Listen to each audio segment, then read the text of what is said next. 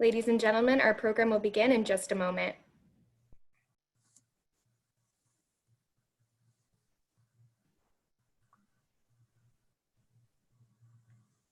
Ladies and gentlemen, our program will begin in just a moment. Good day. Welcome to AJC at the Conventions 2020, AJC's virtual advocacy programming on the sidelines of the Democratic and Republican National Conventions. Please be advised that AJC is a nonpartisan 501c3 nonprofit organization. As such, AJC does not endorse or oppose political parties or candidates. And as a reminder, AJC will be hosting identical panels on the sidelines of both the Democratic and Republican National Conventions. We are delighted to be joined today by His Excellency Sheikh Abdullah Al Khalifa, Bahrain's ambassador to the United States and non-resident ambassador to Canada, and Congressman Steve Israel, director of the Cornell Institute of Politics and Global Affairs and member of Congress from New York from 2001 to 2017. Both of them are joining us to discuss US policy towards Iran, negotiation prospects, and ongoing threats to peace. Moderating today's conversation is Jason Isaacson, AJC Chief Policy and Political Affairs Officer. After we hear from Jason and our guests, we will take your questions.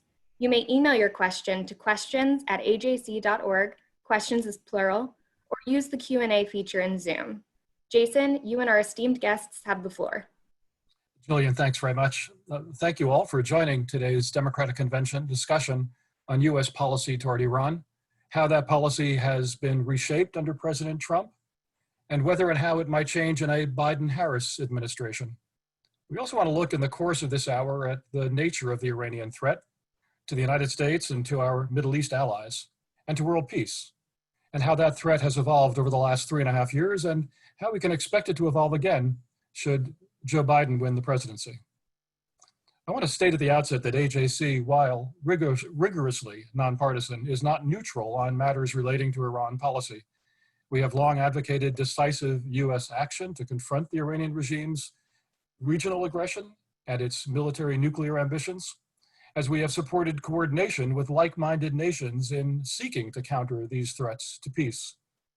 It is why AJC, after careful consideration, opposed the 2015 Joint Comprehensive Plan of Action, the Iran nuclear deal, believing it failed sufficiently and enduringly to block Iran's capacity to jeopardize regional peace.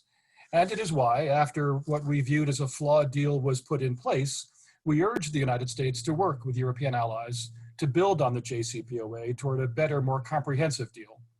We remain disappointed that this coordinated allied approach failed to gain traction. We're joined today by a distinguished former Democratic member of Congress, Steve Israel of New York, who served in the House when the JCPOA was under consideration on Capitol Hill, and who spoke out against the deal, and by His Excellency Sheikh Abdullah bin Rashid Al Khalifa, the ambassador of the Kingdom of Bahrain to the United States since 2017. I'll pose a series of questions to both of our guests, and then we'll take questions from you, our viewers. Let me begin by thanking you, Sheikh Abdullah, and you, Congressman Israel, for taking part in this important discussion. Great to be with you. Very good. Thank you for the opportunity, Jason. It's such an honor to be part of this discussion.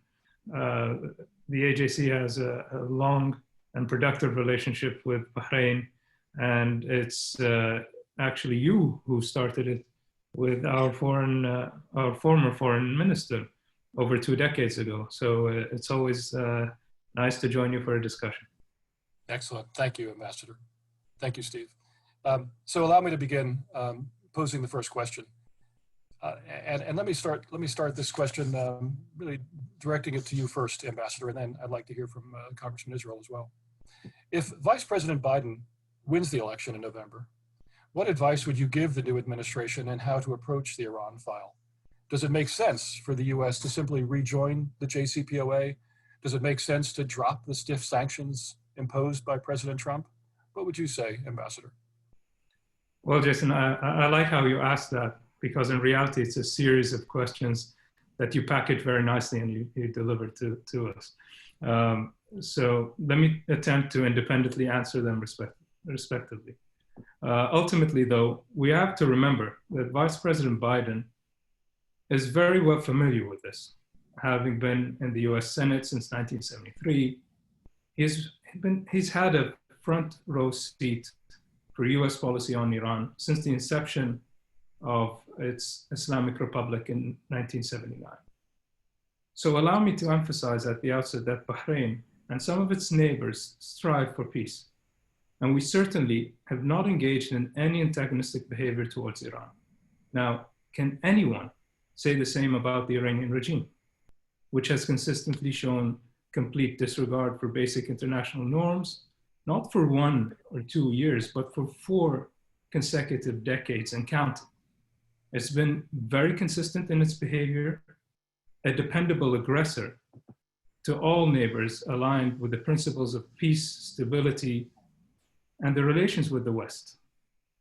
So I think regardless of who is in office, we will continue to urge the administration to seriously engage with its allies in the region that have been on the direct receiving end of the Islamic Republic's multifaceted aggression in the Middle East and beyond.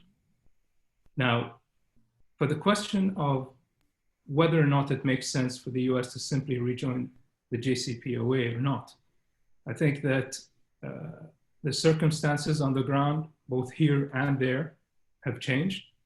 The present environment is so different than what it was when the JCPOA was first designed. So if a new agreement was to be developed, it can either be based off of the JCPOA framework as a foundational element, but would need to take into account the present conditions and relations in the region. We talk about sanctions relief in 2015 and how that has propped up terrorist activities in Bahrain and the region as a whole. There were no mechanisms in place to guarantee the rightful expenditure of funds as promised by the regime. Another example that would need to be reconsidered is the sunset clause, which is set to expire in 2025. The initial idea was for that, the future US administration would address the issue and engage in further negotiations. And so I think regardless of whether the JCPOA would be returned to 2.0 version, is not an important issue. The regime.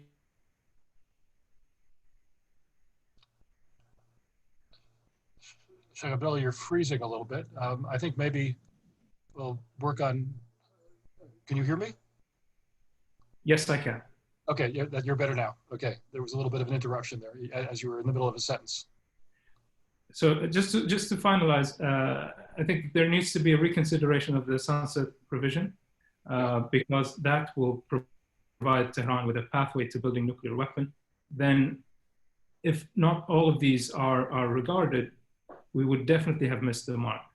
Another aspect to consider in the design of such a new agreement is the inclusion of more regional stakeholders in the process. Thank you. Congressman Israel, how does it look to you? Well, What should we do? First, thank you so much for inviting me to participate. Thank you to Arnie Hurst, who's the president of your Long Island chapter, for asking me as well. And it's certainly an honor to be with my friend, the ambassador. Let me just provide one disclaimer. Although I am close with the vice president and just spoke with him yesterday and support him diligently and almost on a full-time basis, I'm not here today officially representing the campaign on this very specific program. To answer your question, the vice president's position on this is quite clear, and actually it includes many of the objectives that the ambassador just mentioned. Number one, yes, he will return to a diplomatic effort to reinstate the JCPOA, but based on certain conditions. A, Iran's compliance with every vowel, every consonant of the JCPOA. Two, using it as a framework to strengthen it in a variety of areas. Number one, Iran's ballistic missile testing, which was a very deep concern of mine. It's why I voted against the JCPOA. And number two, its continued shipments of arms and personnel to terrorist groups like Hezbollah.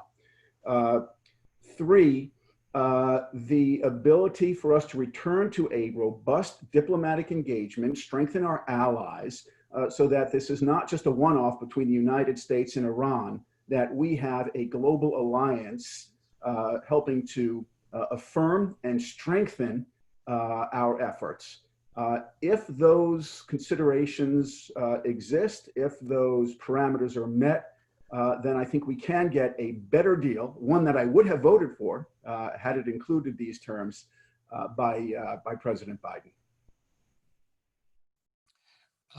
Well, let me follow up on that then, Congressman, with the next question, which is really, I mean, how would that work? Would the United States simply say, if Iran goes back to abiding by the agreement that it agreed to in 2015, the United States is now again a party to JCPOA? Or when you say use it as a framework, does it mean, okay, that is our plan, but only if we can get these other conditions that were not in the JCPOA included in some larger, more comprehensive, more enduring agreement? Well, it'd be very presumptuous of me to tell you specifically what I's should be dotted, what T's will be crossed before re-engaging. But contextually, I can tell you that the approach is likely to follow a sequence.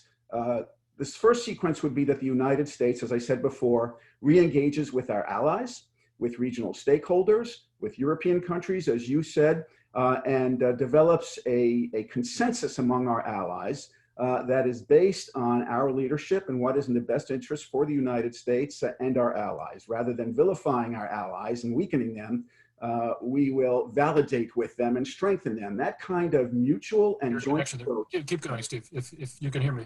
Yes, I can hear you. That kind of mutual and joint approach is always preferred. Secondly, we'll have a foreign policy that is clear, consistent, and coherent, that Iran understands fully, no guesswork in here. And then once you have that context, we can apply it to strengthening the specific details of the JCPOA, specifically in the areas, as I said, of ballistic missile testing. Iran now has a Shahab-3 missile that can reach Europe. And the transfer of arms to Hezbollah and other terrorist organizations. Thank you. Ambassador, if you could jump in on this and also address the issue of to what degree in this new framework and the new negotiations that the Congressman's talking about, to what degree will Iran's transgressions over the last 5 years on other areas, non-nuclear areas, will that be factored into the political environment? Like I said, Jason, Bahrain has been on the receiving end for 4 decades now. And if we were to look at a security assessment, and in this security assessment, would look at the nuclear enrichment program, would look at ballistic missiles, and we'll look at their destabilizing activities through the support of proxies. For us in Bahrain, that has been the #1 concern. It has been a cancer that we have been trying to deal with for many years now. It spreads throughout societies. It goes against the norms of building any society. And what we have learned to do over time is better expose the tools and tactics that the Iranian regime has used to infiltrate communities. Bahrain has a very unique community, as you know. We have a very diverse set of backgrounds, people from different faiths, religions, sects. And for Iran to target Bahrain is not a surprise, but we have been getting better at collecting the evidence, showcasing it with partners, and trying to get countries to other regime has tried to destabilize other countries in the region. Now, let's look at some of those countries in which the people and the government has not pushed back on Iranian aggression and interference. And what would we find? We'd find corruption, we'd find a weak government, we'd find a lower quality of life. And basically, you'd find a community that is torn. Whereas with governments that have pushed back for decades now, you have a stronger community in place. And that's why I think the destabilizing activities are very important to showcase, and we're doing our best to make sure that not only our allies here in the West, but also our friends in Europe understand the extent of it. Thank you, Ambassador. Congressman, you mentioned your close connection to Vice President Biden, although you pointed out that you're not speaking for him exactly on these issues that we're discussing right here. But from your experience with the Democratic Party, foreign policy circles within the party, how central is the issue of confronting Iran? It is vital for several reasons. Iran is a menace to the region. It is a menace to global stability. As the ambassador said, it presents a significant asymmetric threat through the use of proxies, but also its cyber warfare capabilities. And maybe the reason that we have bad Wi-Fi today has something to do with that. I'm kidding. It is further destabilizing the border between Lebanon and Israel by moving massive amounts of arms and technology and personnel into Lebanon. Presents a significant threat to our European allies. It presents a significant threat to our values, human rights violations and arrests and imprisonments. So within the realm of foreign policy, there is no question that the Middle East is a vital priority. And within that priority, managing diplomacy to effectively disincentivize Iran from its bad behavior is a priority in and of itself.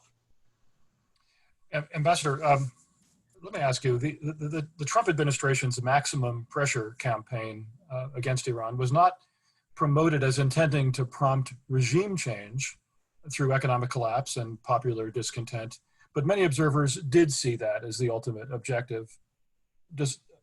Is regime change a viable policy option for the United States? Well, I think that the question of the ultimate objective of the maximum pressure campaign should be directed to someone in the current administration. I also think that the Iranian people have the right to decide their future. What I can say about the maximum pressure campaign, though, is that over the past 2 years, we have seen in Bahrain a significant decrease in terrorist activities.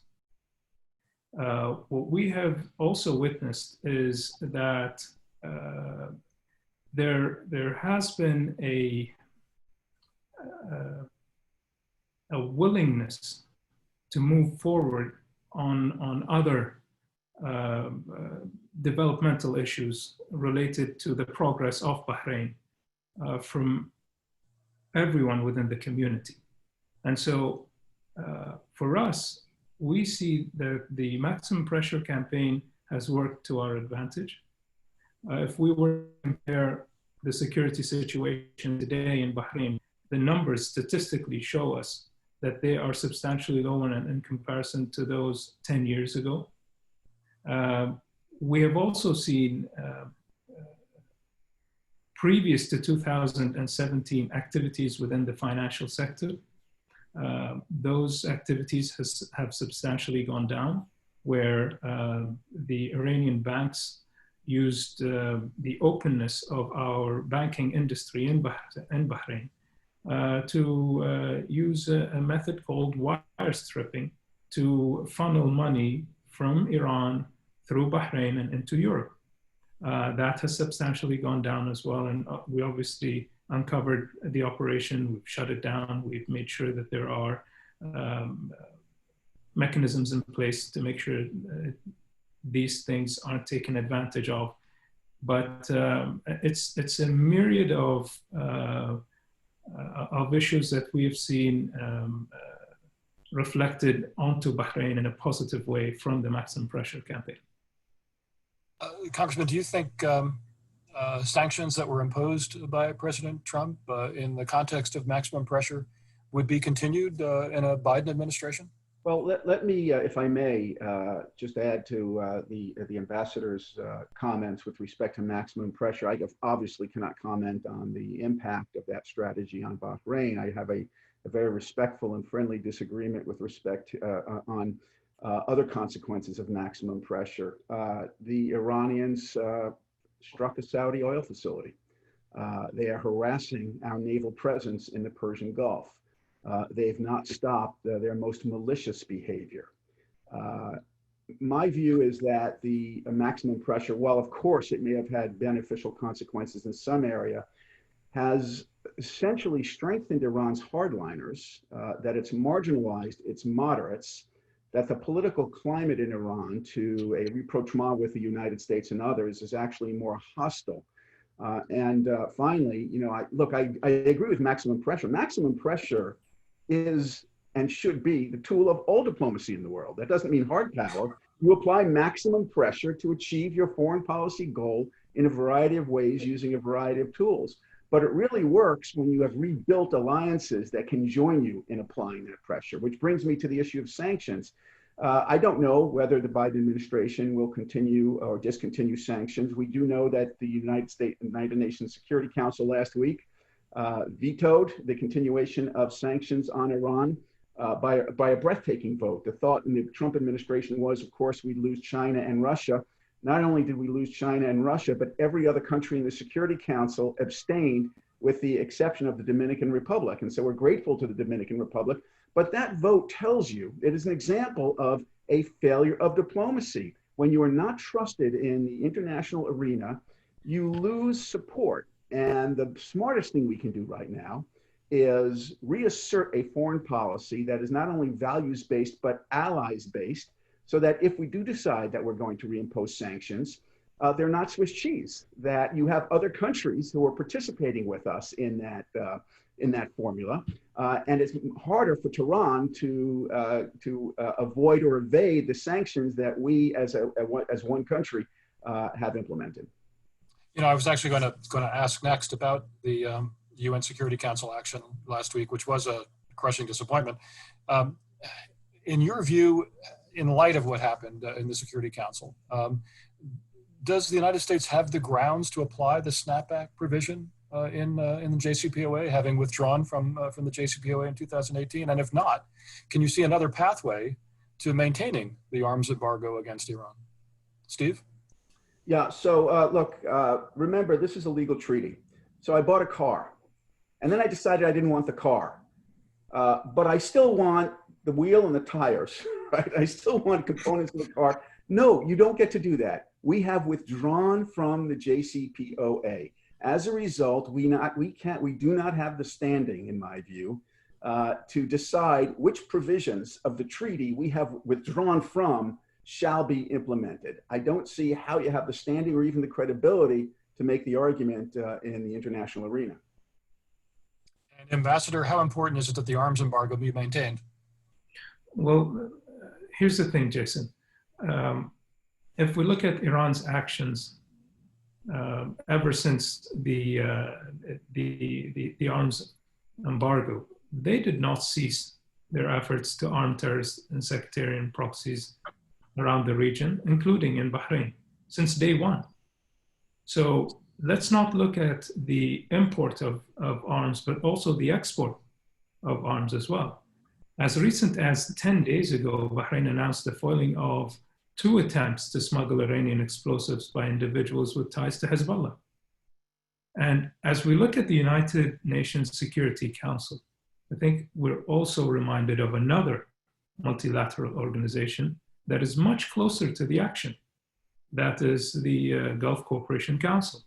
And just last week, the Secretary General of the GCC sent a letter on behalf of the member states to the UN Security Council asking for the extension of restrictions set forth in the UN Security Resolution 2231. Unfortunately, that letter and that standing did not carry water. So it is concerning to us. It's definitely concerning because we not only worry about what arms might fall into the hands of the Iranian regime, but also the technology that will enable them to flourish their indigenous manufacturing capabilities as well. Ambassador, let me just continue with you. What is the biggest threat that Iran poses to the Middle East? Is it its nuclear ambitions, conventional weapons program, support for terrorist proxies? Can you successfully address one issue without addressing the others? Well, here's the thing, Jason. The Islamic Republic has a long and consistent history of hegemonic ambition. They have proven an appetite and a willingness to satisfy this ambition by all means necessary.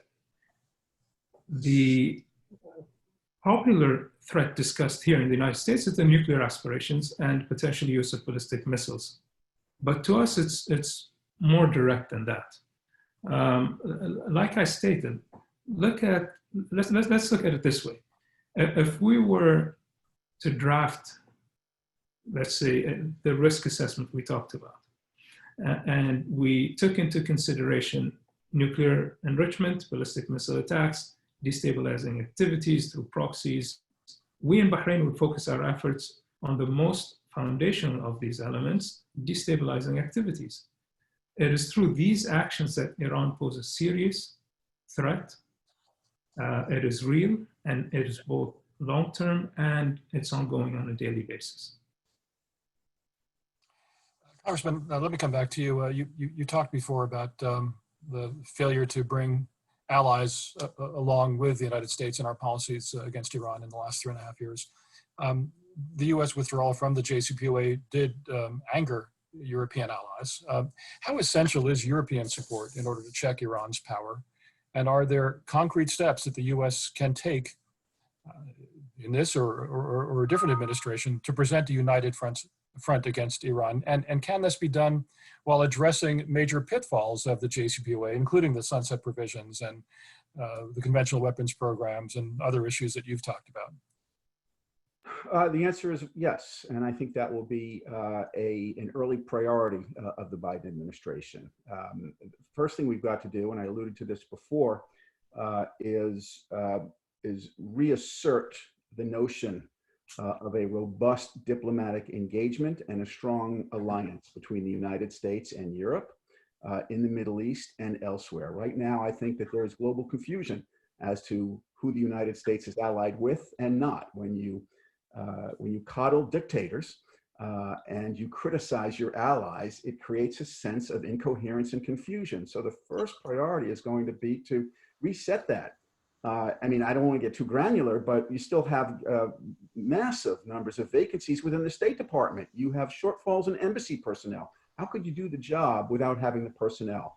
So the Biden administration will, I believe, very quickly appoint people to get the State Department back up and running to its full capacity, re-engage our allies through robust diplomacy, and use that framework in order to show Iran that it can't pick us apart, that we have global consensus. It is not Iran versus Donald Trump. It is Iran versus most of the rest of the world. Those, I think, are the prerequisites to forcing Iran to make a decision. Are they going to go it alone, or are they going to reconsider improving the JCPOA? Let me pose one final question to the ambassador before turning it over to questions from our viewers. What role, Ambassador, does the Iranian threat play in Gulf states' views and Bahrain's views of the prospect of cooperation with Israel? You knew there was no way you could have not imagined that I would ask you a question about the possibility of a relationship with Israel based on what happened with the United Arab Emirates, the historic announcement of last Thursday on UAE-Israel relations. Was the Iranian threat a factor in paving the way for Emirati-Israeli peace? And how do things look from Bahrain and the future of a possible relationship as well? Well, Jason, let me first state very clearly that this single agreement is a significant step towards overall peace throughout the Middle East. The Kingdom of Bahrain has expressed its sincere congratulations to the UAE and its wise leadership. His Majesty the King called Sheikh Hamad bin Zayed and the Cabinet of Ministers put out an official statement lauding the decree. In the elected legislature, both the Speaker of the House and the Chairman of the Foreign Affairs Committee made official public comment on congratulations and further encouragement. We cannot speak about Iran or mention this action without also stating that as soon as this agreement was announced, the UAE received a plurality of threats from Iran, directed at both the nation and its diplomats here in Washington.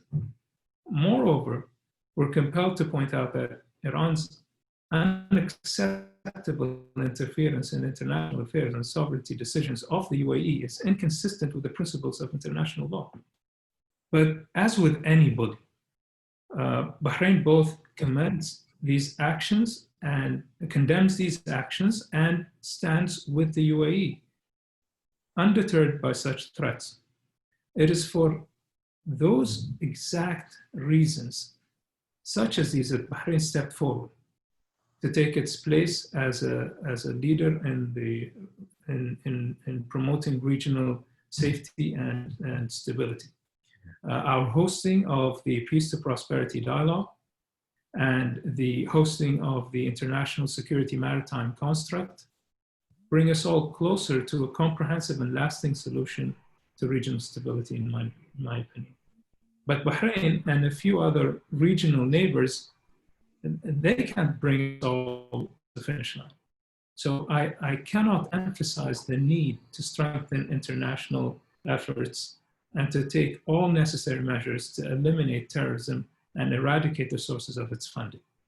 One way of doing it is through the actions that we saw from Lithuania last week, with their designation of Hezbollah as a terrorist organization. It's those actions from the international community that can help bring us all a better and safer region. Thank you, Ambassador. Having heard, you mentioned before former Foreign Minister Sheikh Khalid Al-Khalifa, a very good friend of AJC's for many years, and the comments that he made to a number of us in a semi-public setting last fall, when he talked about the benefits of this kind of regional cooperation. I'm sure he's very pleased with what happened last Thursday. And you will not be surprised to know that we are hoping that that this virus expands across the Middle East because cooperation is in the best interest. This positive virus, the other virus, exactly, is in the best interest of all the peoples of the region. Steve, if you'd like to jump in on this as well before we take a first question from a viewer. Well, look, I would very simply say that we are at a momentous pivot point. There's clearly been a realignment in the Middle East that was almost unimaginable just 10 years ago, maybe even less. There is a consensus building with respect to new partnerships, regional benefits, and we have to take advantage of this moment. There's no question that we are at a moment that can lead to unprecedented prosperity and stability and security, democracy, and the spread of basic freedoms. But if we get this wrong, the Middle East will go back to being as bad as it has ever been. And so I think that, we just have to have the right leadership that is predicated on the sense of building alliances, engaging in diplomacy, treating our regional stakeholders as partners, and no matter who wins the election, whether it is the re-election of President Trump or the election of Joe Biden, I'm hopeful that the president will understand the need for a calibrated foreign policy and national security paradigm that maximizes the opportunities that we've been presented with just in the past several years. Steve, because you were in the House at the time, when the JCPOA and the predecessor agreement were being negotiated, one could hear complaints frequently from Gulf ambassadors in Washington about not really being in the loop. They would get a briefing after the fact, but they weren't really at the table in a negotiation that very much involved their security. Do you see maybe a different framework going forward? Well, as I've said, I think that it depends on what administration we're talking about. But well, you know what I'm talking about. Biden administration, look, if you listen to the vice president, if you read his written position papers on U.S. policy towards the Middle East, it prioritizes an engagement in diplomacy involving all stakeholders and creating a consensus that will disincentivize Iran from its nefarious behavior. Very good. Steve, I think it's time, and Ambassador, to take a question from the viewer. Thanks very much. Jillian? Thank you, Jason. Our first question comes from John Shapiro, AJC's honorary president in New York, who asks, would Vice President Biden eliminate the need for the IAEA to give Iran advance notice of inspections and also eliminate the right for Iran to arbitrarily declare areas as military installations and therefore not allow inspections? Congressman Israel.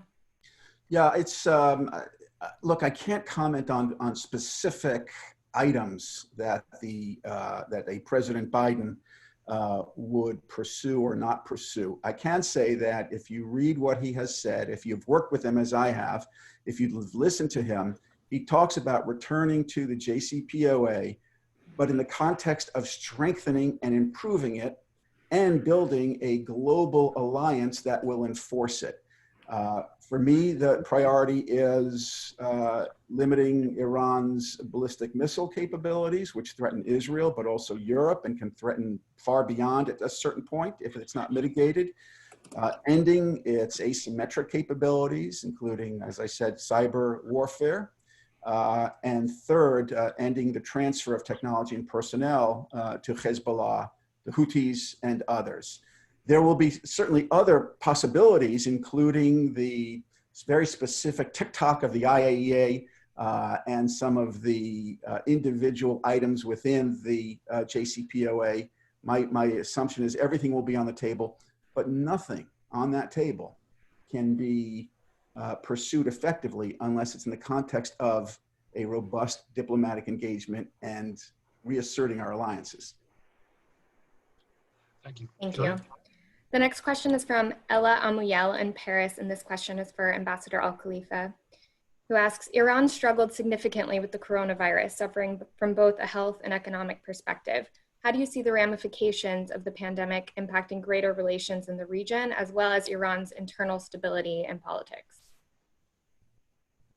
Well, I think that there is no doubt that the coronavirus has affected everyone across the globe.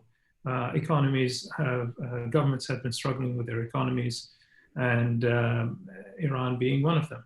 Now, that I think, coupled with the maximum pressure campaign, puts Iran in a very different position. I think it is important for the Iranian leadership to think of how to protect their people, how to serve their people. And through provocative actions in the region and through the consistent ambitions that they have had for 40 years now, there might not be a way out of it.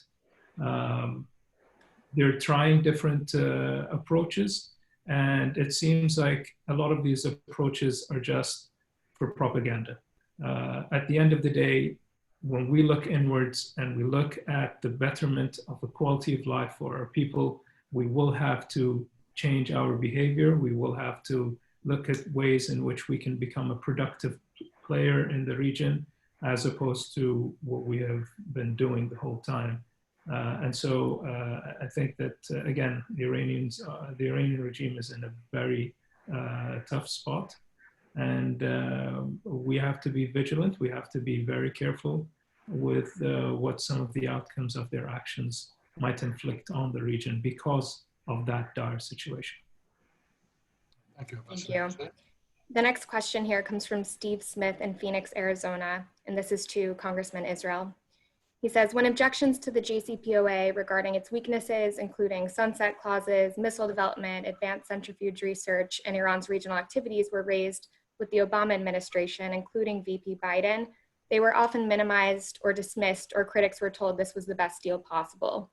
Are you perhaps saying that VP Biden shared those concerns in 2015, but was overruled inside the administration, or maybe that 5 years later, he sees the weaknesses and is willing to address them, believing a better deal is in fact attainable, or is it something else? In other words, could you please help us understand why we, including Israel and neighboring Arab countries, should have more confidence in a Biden administration than the Obama administration in dealing with the Iranian regime? Okay, well, I don't want to get too partisan here. By the way, Steve, my mother lives in Phoenix. She told me she's going on day 8 of 112-degree temperatures and over. That's a pretty rough deal. I can't speak for anybody else other than myself. And I was in those rooms when the JCPOA was negotiated. I actually read the 17-page classified annex to the deal in a secure, compartmentalized internal facility to fully understand it. I was hoping to get to a yes, but as Steve says, there were elements of the deal that I just could not support. Now, I did not speak specifically or personally to the vice president during this entire process, but I spoke to the president several times. And Steve, I will tell you that when I raised many of the objections you did, the president said, look, I get it. I wish we could do more. This is the best we can get. It's going to keep Iran to 10 to 15 years without a nuclear program. It has some deficiencies and blemishes. We think we can address those deficiencies and blemishes, but we can't address them. We've taken it as far as we can. We're on the 2-yard line. We can't go any further. We have to do a deal. And I said, Mr. President, with all the respect in the world, as a supporter and as a Democratic leader in Congress, it's just not good enough for me. I think the latter part of your question does summarize the Vice President's view that there is an opportunity now, based on context, to improve and strengthen it and address many of those blemishes and deficiencies that were in the very first JCPOA. I guess that must require Iran to be in a weaker position now. Otherwise, why would they yield to such tougher conditions? Yes? Well, I would suggest that Iran is, as the ambassador said, are clearly in a weaker position now than they were before. Thank you. Jillian? Thank you. Our next question comes from Talia Fish in Philadelphia, and this is for the ambassador. Can you please discuss with us how the Bahraini government works with American forces in the region to address serious security concerns in the Gulf? Absolutely. Well, Bahrain is a proud host of the U.S. Navy's 5th Fleet. We are a member of 2 operations, CTF 151, 152. We are hosts of the International Security Maritime Construct, along with other like-minded countries that made it an objective to protect the waterways of the Gulf. There was a misconception that this alliance was formed to push back on Iranian aggression in the waterways, but as a matter of fact,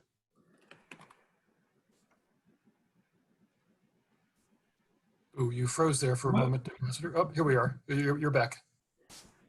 Okay, so I was just saying that the maritime construct was formulated not as a deterrent for Iranian activities in the region, but for anybody's activities that might hinder security in the region. And so it's like-minded countries coming together, protecting one another and protecting obviously the ripple effect that the global community will get out of this is also important. The Gulf is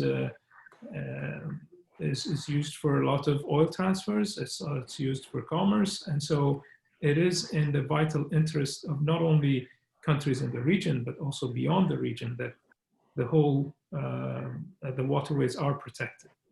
And so there are many ways in which collaboration can be fostered between not just Bahrain and the US on a bilateral level, but also in a multiple of levels and with more than one country coming together.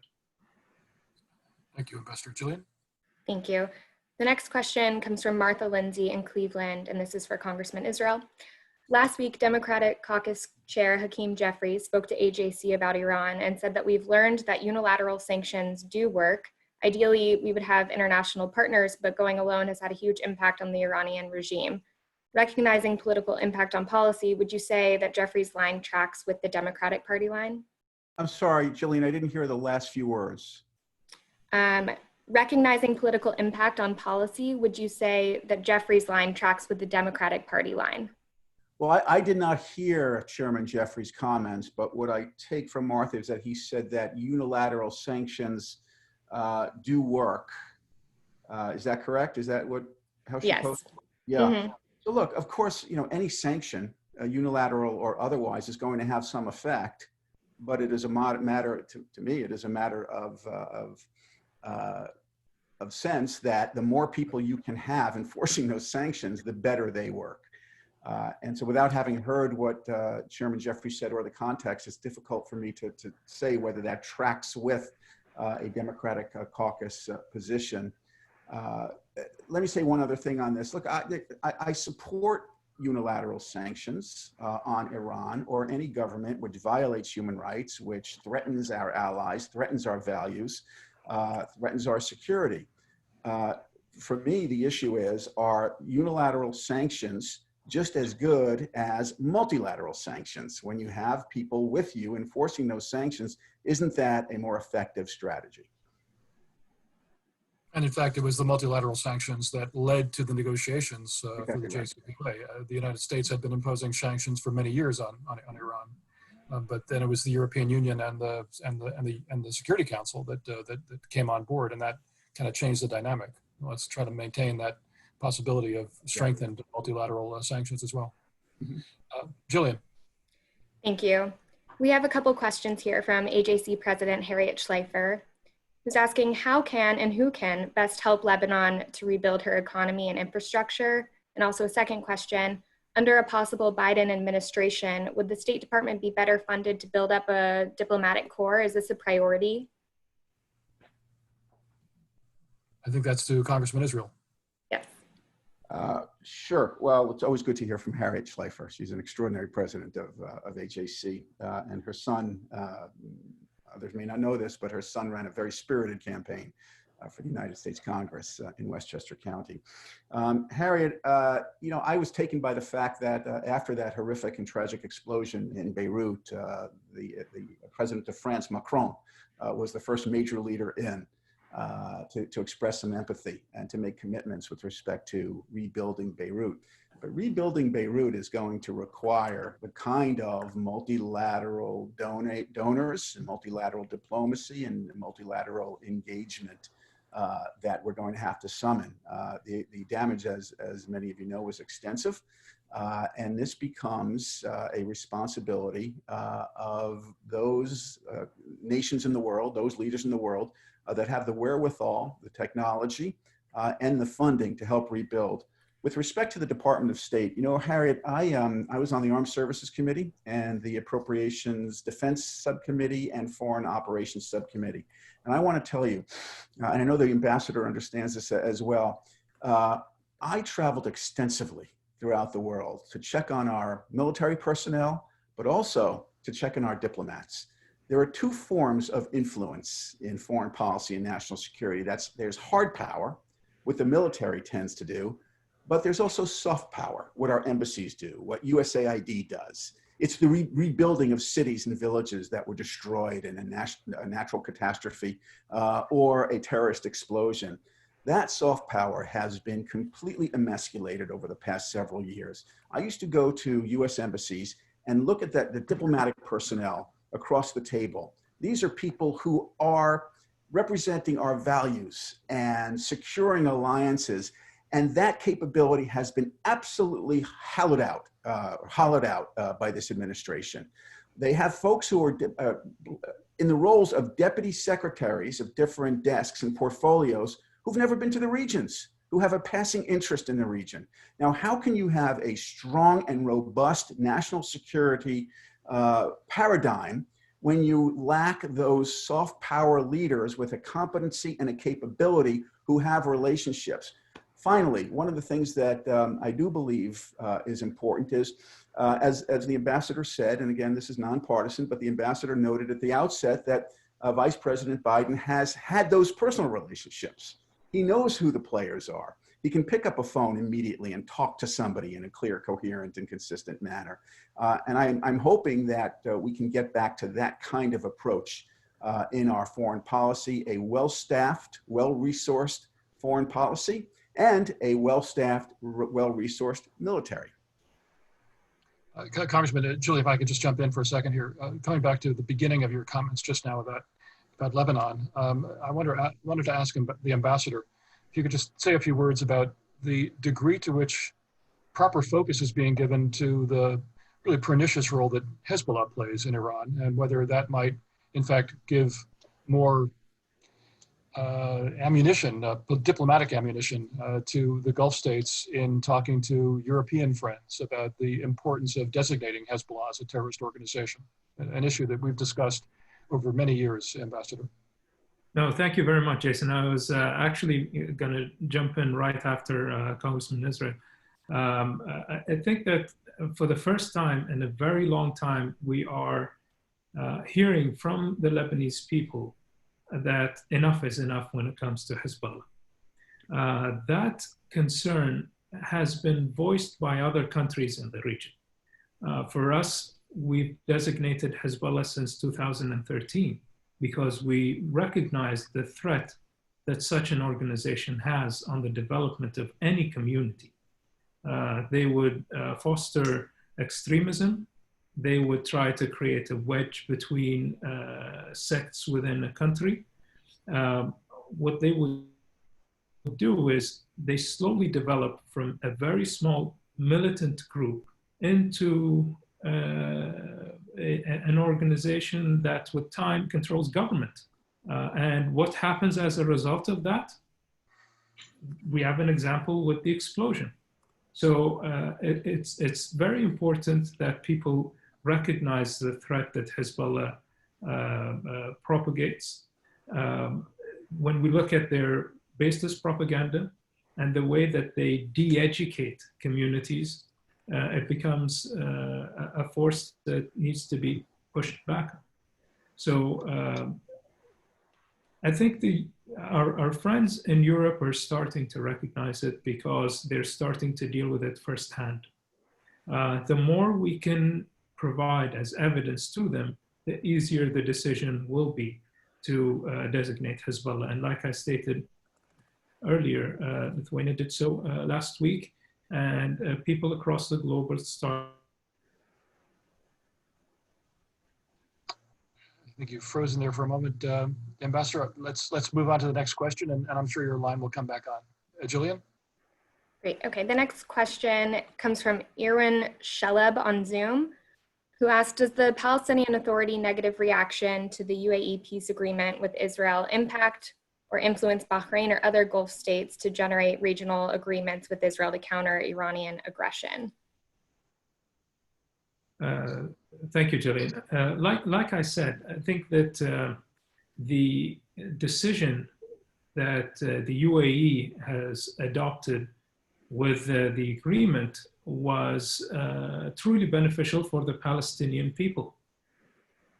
When there was to the Palestinian people a threat of annexation, and you have an agreement that puts a suspension or a halt on the annexation of parts, then it works in the advantage of the Palestinian people, and they should recognize it. I don't think a lot of people were surprised by the reaction, but it's definitely a step that the UAE has taken, and we've commented very fairly on it over the past couple of days. Thank you, Ambassador. Julia? Thank you. The next question comes from David Chaffetz from Sarasota, and this is for Congressman Israel, also on the Hezbollah issue, and what you're predicting if a potential Biden administration is in the White House. Would this be a priority for a Biden administration to convince our allies of Hezbollah's nefarious activities? Yes, and very much so, very much a priority. Because of the destabilizing influence that Hezbollah has, because of the increased threat that they create for our regional partners and around the world. One of the things I worry about, I travel to Israel frequently, and I was on the border with, or near the border with Lebanon. And I asked a military expert that we were with, is it possible for Hezbollah to use the kinds of unconventional strategies that Hamas has used in Gaza, meaning tunnels. Can you actually find a way to construct tunnels that go from Lebanon into Israel? Without going into too much detail, the answer was, yeah, of course. Of course it can be done. It's not easy, but it can be done.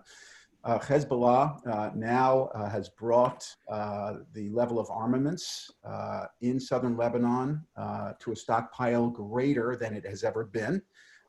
And although you could argue that nobody wants a war right now, there is a hair trigger status on the border. And I'm very deeply concerned that Hezbollah will provoke something that could create even more regional instability. That is why I do believe that Vice President Biden, as president, will be focused on engaging our allies to cooperate in a much stronger fashion against those kinds of threats. Thank you. Julia? Thank you. I think we have time for two final questions. The first one for Congressman Israel from Jacob Bookman in Bethesda, who says, partisanship around the Iran deal obviously was at an all-time high. Do you think we'll see this play out again as another partisan fight? Shouldn't this seem like an obvious bipartisan issue? And then if I could just pose it to the ambassador as well, can you tell us about Bahrain's experience in dealing with COVID-19 and how the country is doing in the midst of this pandemic? Maybe you first, Congressman. Sure, and it's a good way for me to close.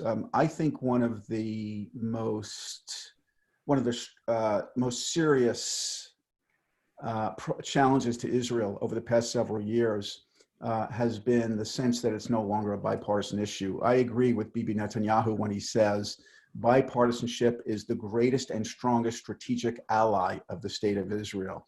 I am concerned that Israel has become, in the eyes of some, in the description of others, a political football. Israel is a bipartisan issue. We support Israel not as Democrats or Republicans, but because it is in our interest as Americans to support Israel. It serves America's interests. We are founded on similar values and long-term strategic interests. And boy, do I hope that no matter who wins this election, we get back to the days of recognizing that Israel is, in fact, perhaps the only issue, the only place that can bring Democrats and Republicans not only to common ground, but the high ground. I yearn for that. As it has in the past. Thank you, Congressman. Ambassador? You want me to take this question or the COVID question? The COVID question, Ambassador. For COVID, I've stated many times that we have dealt with it with transparency and sincerity right from the beginning. We formulated a task force that's led by His Royal Highness the Crown Prince. We tried to get ahead of it as much as possible. We've established a lot of mechanisms to make sure that we can mitigate the threat of the virus. We've worked with allies to make sure that we have machinery that can help us in tracing and testing, tracing, and treating. And so the US played a very vital role in all of this. We worked with a lot of US companies. And it was, we do see a fluctuating kind of rhythm to it. But there was a decision when it came to making sure that we are protecting citizens, but also making sure that they are in a,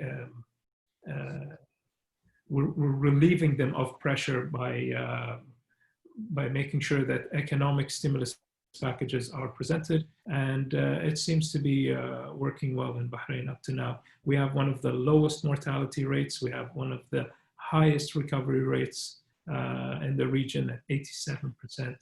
The mortality rate is 0.01%. So it's not over yet.